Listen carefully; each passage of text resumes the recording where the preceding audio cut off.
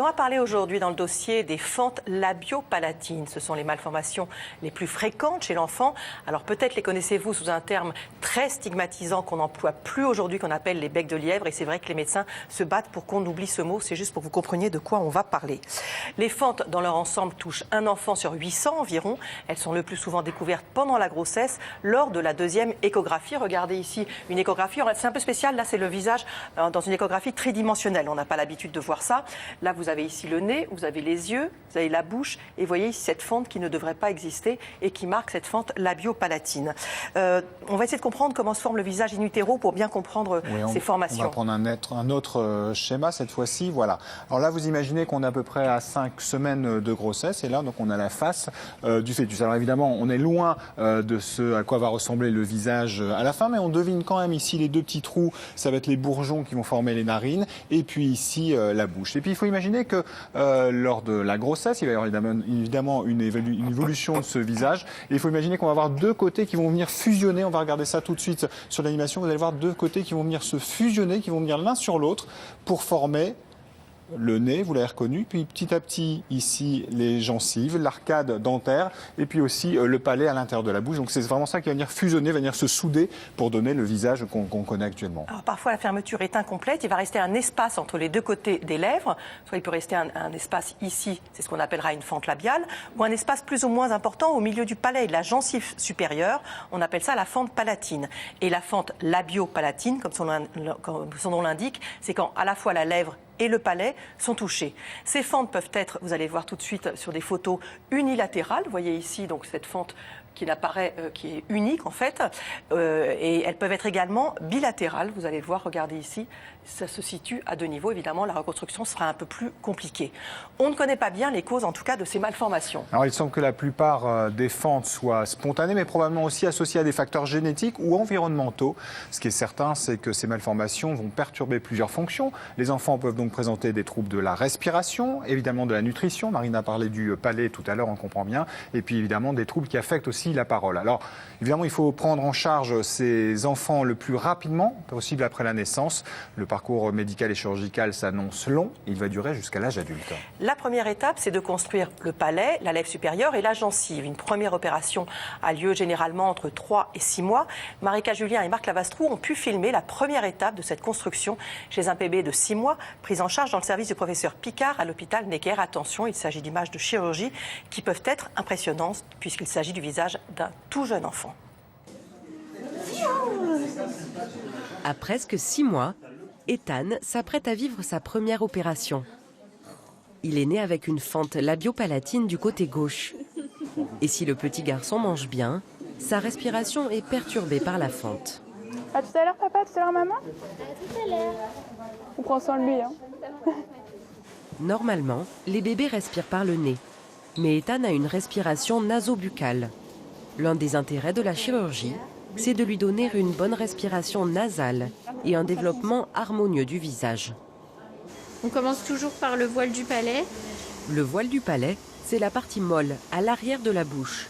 À cause de sa fente, le voile du palais d'Ethan est coupé en deux. La chirurgienne commence donc par le recoudre.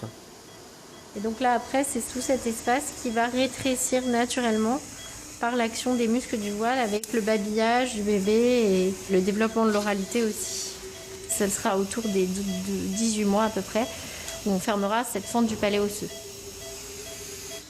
Ethan dort depuis 1 heure quand la chirurgienne passe à la suite de l'opération, la reconstruction de la lèvre et de la narine. Avant d'inciser, elle prépare minutieusement son tracé. C'est ce dessin qui va nous permettre en fait de faire des repères, des tracés pour bien remettre et repositionner la lèvre à son état tel qu'elle aurait dû l'être à l'origine.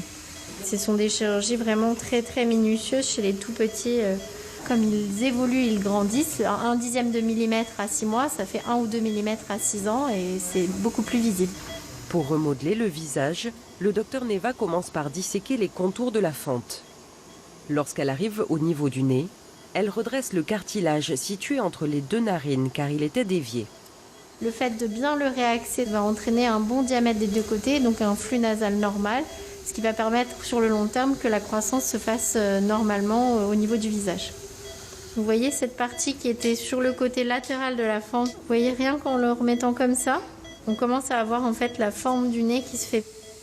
La chirurgienne continue ensuite la dissection pour libérer les muscles autour de la bouche.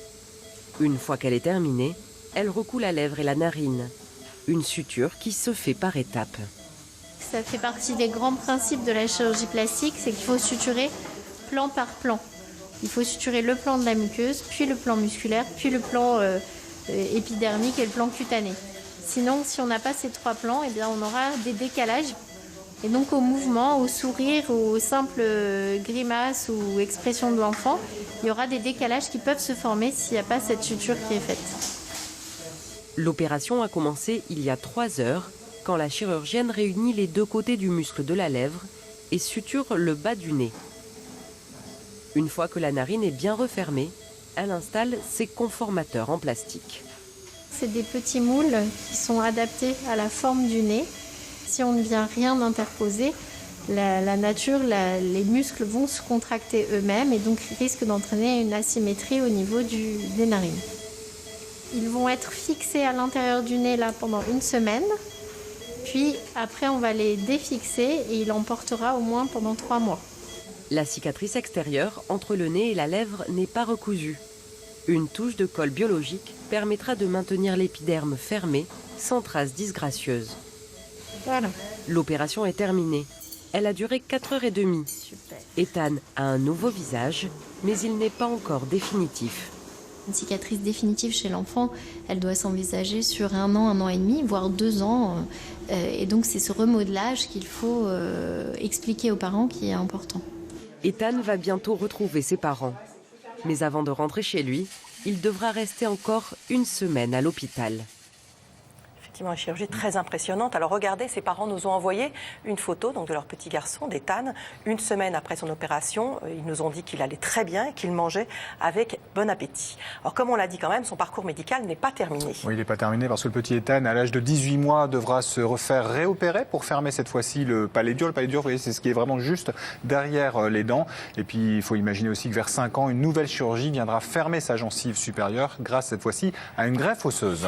Alors vous l'avez compris, hein, l'impact physique et fonctionnel d'une fente labiopalatine peut être très important parce que le palais, les lèvres et les dents nous servent à bien parler, à respirer, à manger. Les enfants sont donc accompagnés par plusieurs soignants pendant leur croissance. Ils doivent bénéficier d'un suivi ORL, d'une prise en charge en orthophonie et en orthodontie. Alors il y a aussi évidemment un impact esthétique, voire psychologique. D'ailleurs, durant l'enfance et l'adolescence, des chirurgies complémentaires à visée esthétique ou fonctionnelle peuvent être envisagées. Le plus souvent, ce sont les chirurgies de la lèvre ou les rhinoplasties, celles qui concernent le nez. Ces opérations sont réalisées à la demande de l'enfant et ou des parents. Et bien on va écouter Inès, c'est une jeune fille de 14 ans qui a accepté donc de nous raconter son parcours médical. Vous voyez ce reportage de Marika Julien, Christian Gallet et Liane Lassibille. Est-ce que tu peux répéter après moi? Kiosque, Kiosque, casque, casque. À 14 ans, Inès vient d'entrer en 3e. Elle vit son adolescence comme n'importe quelle autre jeune fille. Seule se rajoute à son planning quelques rendez-vous à l'hôpital. Tu vas me dire papa. Papa. Voilà, super. Donc là, on n'avait pas d'air. Comme Inès est née avec une fente labiopalatine, son palais a été reconstruit lorsqu'elle était bébé. Elle n'a pas du tout d'air qui est sur le miroir, donc elle n'a plus du tout d'air qui passe par le nez. Donc c'est génial, en fait, tu es en ce qu'on appelle en phonation 1. Le bilan annuel chez l'orthophoniste permet de vérifier que le voile du palais fonctionne bien et qu'il joue son rôle en isolant la cavité buccale de la cavité nasale. En cas de dysfonctionnement, les conséquences peuvent être importantes. Ce sont des enfants qui seront à risque d'avoir des otites séreuses avec une mauvaise possibilité d'évacuer le liquide accumulé dans l'oreille et donc une perte auditive légère mais engendrée par la suite. C'est aussi des enfants qui vont avoir du reflux nasal par le nez et puis aussi des troubles de l'articulation puisque l'enfant aura moins de pression dans la bouche et ce sera plus difficile pour lui de prononcer un peu, un be avec beaucoup d'éclat. Pour Inès, aucun souci. Son voile du palais fonctionne bien. Elle repart donc avec de simples conseils. Continue régulièrement quand même à boire à la paille, d'accord, pour bien muscler ton voile du palais. Surtout la paille, ça permet en fait au voile du palais de bien prendre conscience de la position qu'il doit adopter. Bonjour. Bonjour, c'est papa qui est venu là.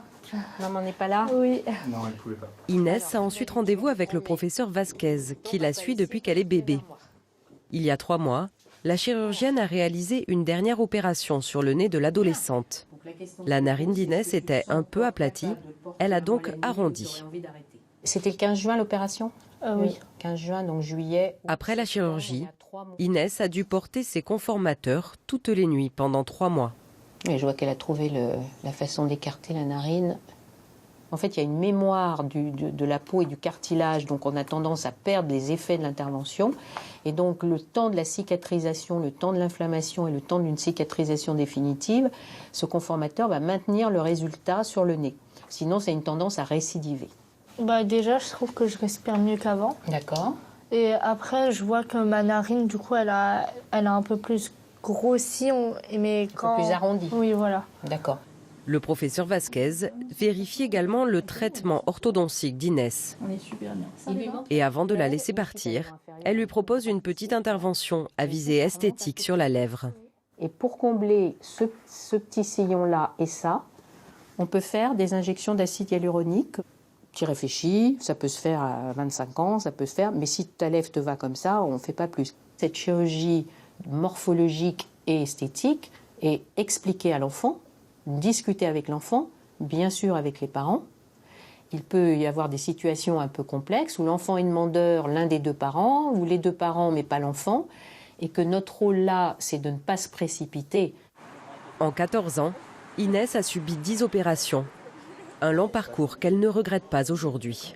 Si on nous demande à chaque fois de faire des opérations pour que ça progresse et tout ça, c'est que du bénéfice, donc faut les faire. C'est pénible de rester longtemps, etc. Mais à la fin, t'es contente. C'est juste en fait un problème physique qui a lieu à la naissance, mais en fait concernant l'enfant, sa vie en général, il s'épanouira comme tous les autres gamins. Pour Inès et ses parents, le parcours médical est presque terminé. Les enfants touchés par une fente sont généralement suivis jusqu'à la fin de leur croissance. Oui, c'est long, mais on arrive vraiment à un super résultat. Impressionnant, C'est très impressionnant. En tout cas, pour en savoir plus sur les fentes labiopalatines et notamment trouver la liste des centres de compétences dans votre région, vous pouvez consulter le site internet de la filière Tête-Cou. C'est la filière de la santé des malformations rares de la tête et du cou et des dents également. Et vous trouvez l'adresse internet tête-cou.fr. Voilà, c'est la fin de ce dossier. D'ici 15 h, il y aura